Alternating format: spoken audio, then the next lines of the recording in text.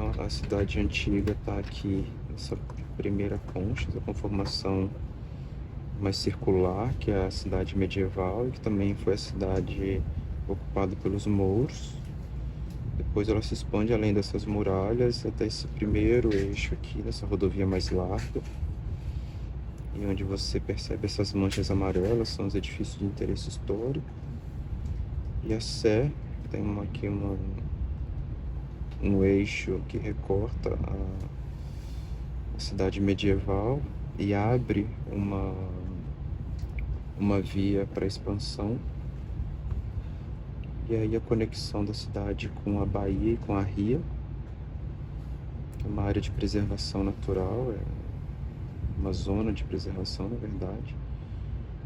E, por exemplo, aqui é chamada Praia de Faro, onde também tem uma série de edificações históricas e modernas ao longo desse eixo. E aqui é o aeroporto de Faro, que já é uma outra expansão também. Então, do aeroporto aqui para a praia é muito pertinho, já da cidade para a praia é um pouco mais longo. É uma ponte antiga também, é só de uma via, então os carros que querem atravessar tem que ficar esperando lá o sinal abrir para ir para um lado ou para o outro. E aí, se a gente expande para o Algarve, observa aqui o sul de Portugal, as principais cidades, né? Nós vamos explorar aqui toda essa região e reconhecer e revelar o patrimônio de Faro, juntamente com a comunidade local.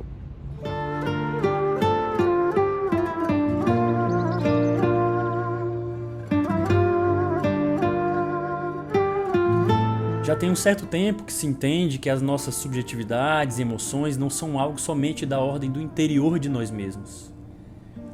Mas, como bem disse o poeta Fernando Pessoa, somos um intervalo entre o nosso desejo e o que o desejo dos outros fez de nós. E Faro fez eco dentro de mim, como esse lugar de encontro e intervalo. Como se em cada esquina e fachada estivesse escrito um "por favor, entre". E eu sou fascinado por essa palavra. Ela é, ao mesmo tempo, convite e condição desse convite. Convite que eu prontamente aceitei. No dia 9 de abril de 2022, desembarquei em Faro, ainda reverberando uma atmosfera emocional fragilizada. É disso que se trata essa imagem. Nela, estou sentado no chão do aeroporto Galeão, no Rio de Janeiro, faltando um pouco menos de 1 hora para iniciar o embarque. A câmera, infelizmente, não chora e nem tem espasmos musculares que mais parecem um atropelamento. A câmera não sente falta de ar e nem a sensação de desespero, desamparo e morte iminente. Mas ela está aí mostrando um corpo disposto num outro horizonte. Um corpo intervalo em seu sistema máximo de defesa, produzindo uma paisagem que transforma o grande plano num turbilhão de microdesejos, despencados num vir a ser indesejado. Eis a morte efetiva da linguagem. Eu estava naquele momento tentando gerenciar um ataque de pânico.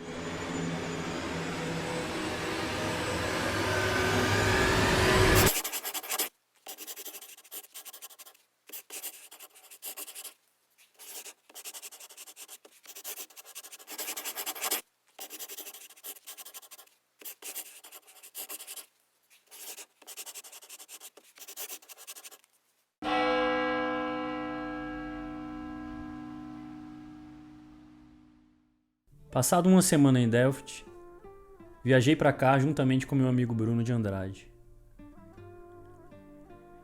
Por diversas vezes em que compartilhei com ele meu desejo de desistir, enunciou que essa seria uma viagem de cura. E eu vim.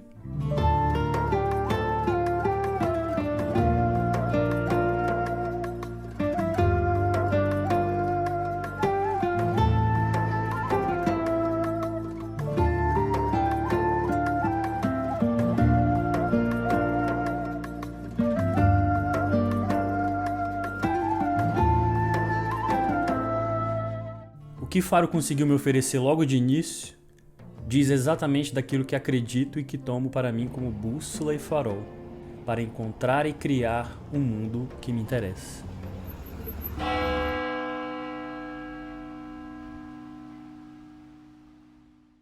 O nosso trabalho envolve o debate e a prática sobre os valores patrimoniais, considerando especialmente o tripé da percepção, da colaboração e do engajamento das pessoas e dos seus saberes e narrativas, utilizando o lúdico e a sensibilidade poética como caminhos de aprendizagem e criação. E não há como desenvolver isso se não for estabelecendo uma relação de confiança e horizontalidade, algo que corresponde a um dos principais pilares daquilo que acreditamos como docentes e pesquisadores.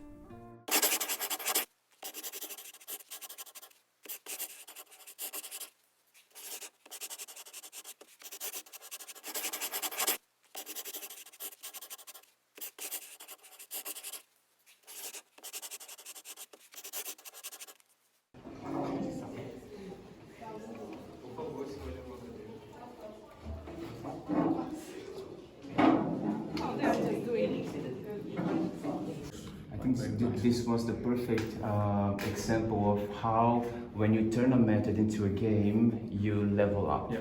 You know, the engagement, the discussions, and it's richer. There is a turning point. I was talking to you and Chris that when they enter the game setting, they just, you know, they deliver everything. They are really present and they take it seriously. You know, and then it's hard to tell them to stop. All my Minecraft workshops, they are so aware of the environment. You know, everything they are building, they are trying to open up a space to combine and articulate the built environment with the ecological environment.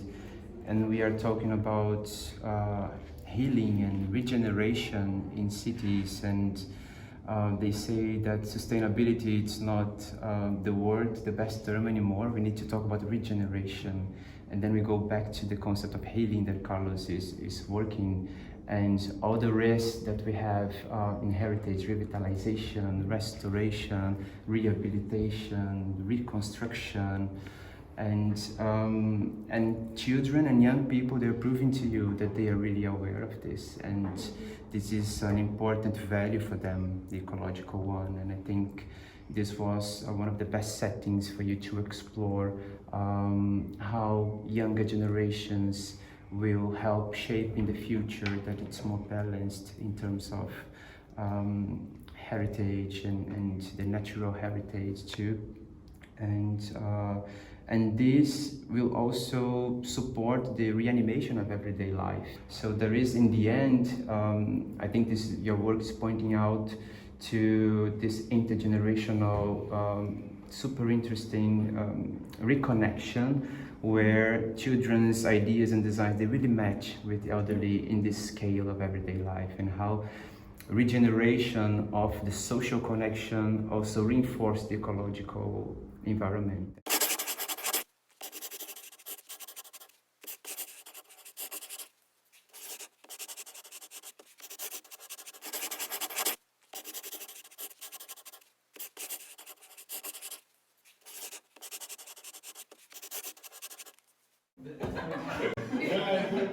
I'll go for the Slav squat.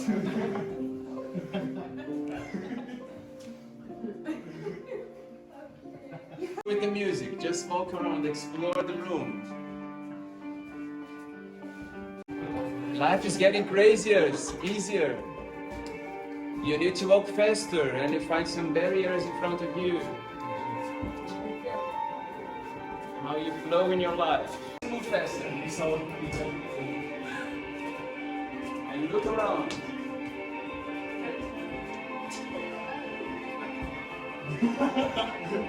How do you walk? Is it heavy on your shoulder? How do you have like a more shift? If you get bored about one sound, you can jump to the other. But just make sure you follow one. There's a dramatic one, there's a slow one.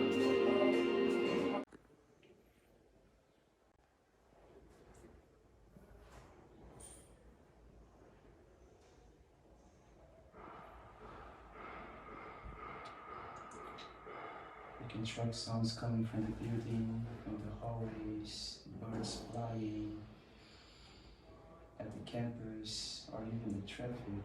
Try to see which sounds you can track.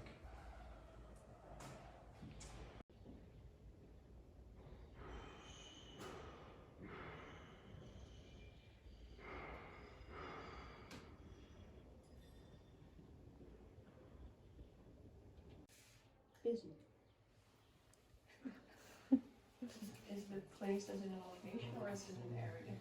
Like, does it matter? From a building, from a building, like interior of a building to an area neighborhood. Just not a country, but just. Sounds like nothing from the yeah. I did a picture. Why do you go over the same line twice? Very good. Oh, wait, follow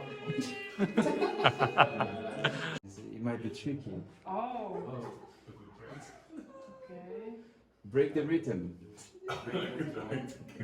Yes.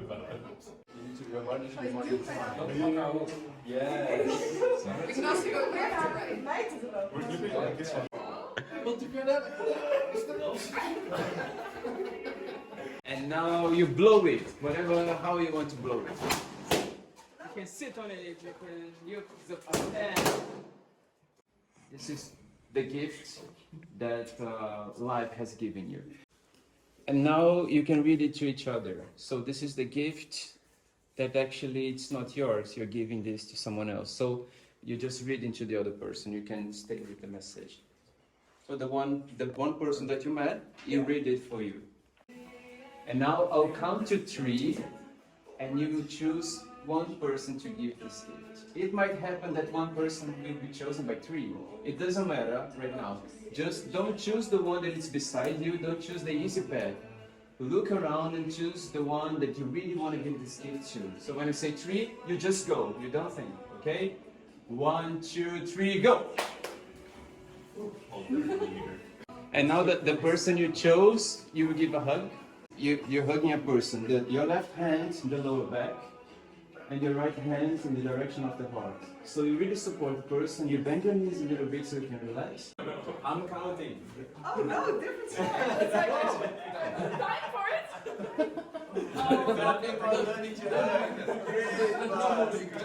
it. And then slowly turn this into a hug. So you will touch people in the lower back. So leave the hands and support each other with your backs. So thank you so much for your willingness and openness to do this. And this is a workshop to really make you aware of yourself, of the other.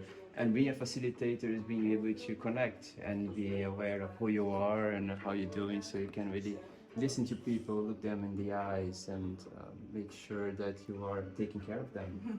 It's the hardest job to work with participation, and you really need to face this challenge and face your emotions and make sure you are inclusive, you are empathetic, and you are open and create a safe environment where people can be themselves and express themselves. And this is a dynamic that Carlos has been developing for a while, and can share more with you later. And we finish with this big group hug, and I'd like to ask you to say one word that it's come up now. First one that comes to mind? Big friendship. My God. Love. Together. Together. Together. Nice. Teamwork. Sharing. Teamwork. Sharing. Sharing. Thank you. Thank you. Intimacy. Intimacy. Bruno. And listen you. Okay, Bruno. Collaboration. Collaboration. I had tourism. Tourism. Happy. Friendship. Friendship. Nice. Fantastic. Thank you guys. Great job. Thank you. Thank you, Carlo. Thank you, Carlo.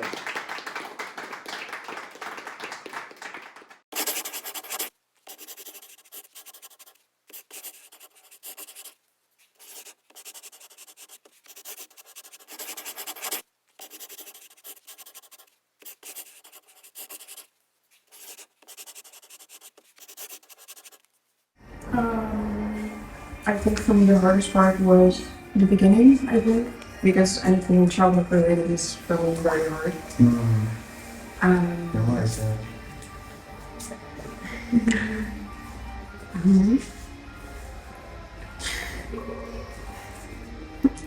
Yeah, It's okay.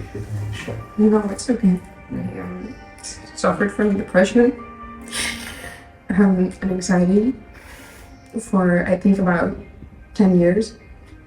So I never really had much of a childhood, I almost feel. So for me, just anytime that happens, I notice myself immediately closing off because I just feel like I don't have anything to share. And then for me, the easy part, I guess, is the like listening to your surroundings, because that's something that to me is very familiar. Like I've always done that, and it's one of the ways I also calm myself down when I feel like I'm close to an anxiety attack. Yeah, that's it, I think. This leads me to one thing that I need to say, that vulnerability is not weakness. And this is one thing I learned throughout the way. It's okay to share, like to ask help. You know, sometimes I'm like, oh no, I can't do this. Why should I don't understand this? Or to my other, hierarchy mentors and supervisors. You will always have a mentor. You will always have someone to look into and to ask for help. So this is one thing. It's okay to share that you're not perfect and then that you struggle. And this is a strength. And the other one that occurs to me is that when you are leading a group and you have many different people with many stories and backgrounds, and sometimes a person that is really shy that day or closed off, they might have gone through something hard in that day or in that childhood or at certain point in their lives, and you need to be sensitive to, you push once and then you respect. You say, okay, they are not stepping up, they are not because something is going on over there, and then you can be open at a certain point and talk and ask, but overall also be sensitive of people's stories and backgrounds and wounds, and this can definitely happen. So you never know when these things can happen to you, and it's totally okay that they happen. It's just nice to visit, to feel and let it heal. Yeah, what he told me to tell you is that it's a healing process. When I started to work with people, I changed. I am becoming the person I want to be. I'm on my way. I'm not ready. I don't think I'll ever be. But by helping others, by giving them a voice, by talking to them, I'm a better person, and I've been healing. I listen, I share something, and they share some things with me, and I can relate, and this relating part is what heals you. And I think you have great leadership skills. You are funny, and you are welcoming with people. You light up the room. You are talkable. You share. So all these things, look at those too. No matter what happened to you, I think you're doing just fine. You're doing great. Thank you. Yeah. Okay. So we did it. Oh wow. Não há, portanto, o dito sem aquele que diz, e mais ainda, sem aquele que ouve. Na verdade, sem aquele que se dispõe efetivamente a ouvir.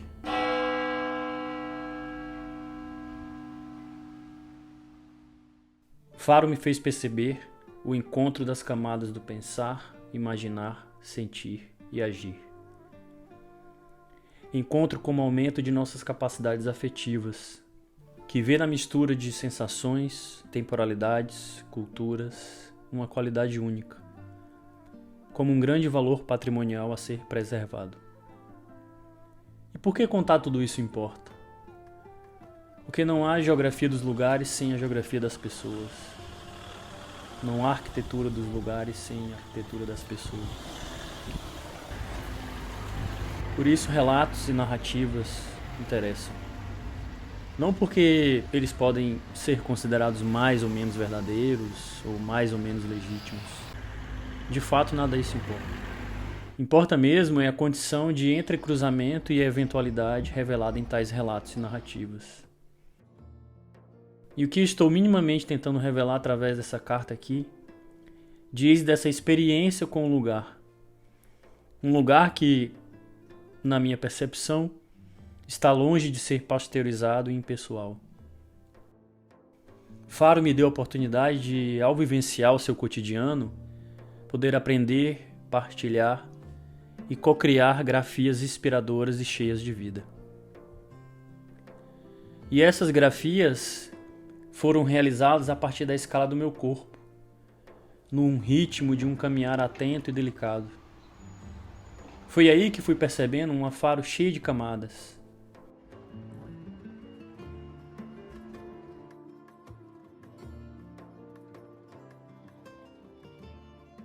É preciso demorar-se nos detalhes e sutilezas para perceber Faro. E isso lembrou-me do gesto sutil de inclinar ou erguer a cabeça. Então eu me pergunto, quando levantamos os olhos é para ver o quê? Faro me convidou a ver de outros modos. Me convidou a mudar de posição. Pude perceber camadas de sentidos e de sentir. Por isso que eu aqui compartilho é, antes de tudo, um dizer do que vejo, atravessado pelo modo como estou vendo. Só esse gesto implica reconhecer uma espécie de ausência de neutralidade, tanto no ato de ver, como no ato de reconhecer que nunca vemos as coisas tal como elas são, mas como elas se apresentam para nós.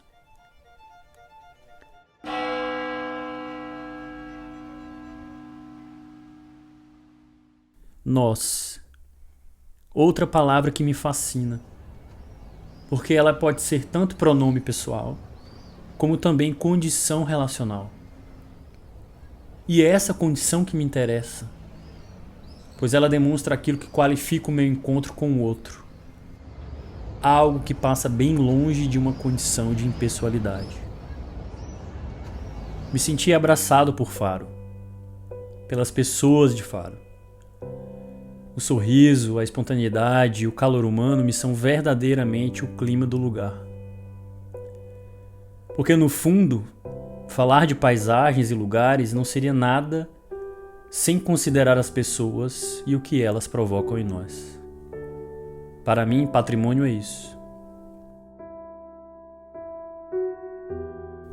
Faro, portanto, é esse nó e é esse nós, de todas as camadas que a constituem, e ao mesmo tempo o nós de todas as camadas que passaram a me constituir a partir desse encontro. E sabendo disso, esse nós que é olhado se apresenta para o nós que decide olhar, ao mesmo tempo que também gostaria de ser olhado. E se no início eu comecei essa carta dizendo quando e como eu havia chegado a Faro, agora eu já posso seguir dizendo que Faro chegou a mim. E chegou, como não poderia deixar de ser, como um farol.